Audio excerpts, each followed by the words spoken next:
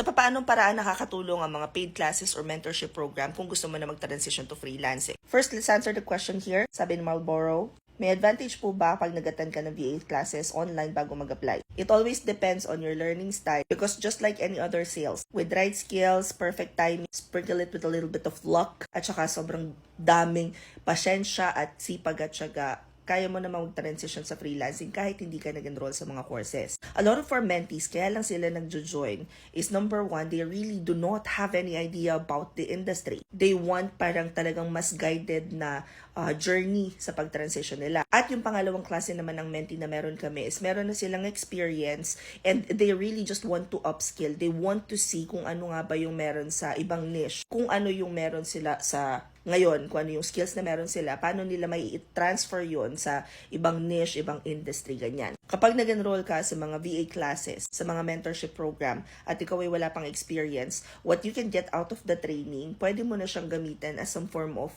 parang panimula as experience. Kasi di ba may internship nga. So yung internship namin, you will be doing talaga yung mga ginagawa dun sa service na yon, dun sa niche na yon, dun sa industry na yon. We have different programs available. So pag pumunta ka sa profile ko, click mo tong link sa bio ko, it will open the Gig Hub. Teka, tatayo nga ako. Apokin mo. Dito sa dito sa Gig Hub, nandito na lahat ng open na live mentorship classes namin. Pag click mo kahit alin dyan, makikita mo na yung enrollment form for each of the classes. Kung nasa Instagram ka naman ito, i-click mo. And in case lang hindi gumagana yung Instagram tsaka dito sa TikTok, punta ka sa Facebook, pagkatapos hanapin mo tong video na to, or basahin mo yung mga guides na nandun sa mismong page. May mga static post din doon na educational post for you to learn something about freelancing. So, take advantage of as many free resources as possible.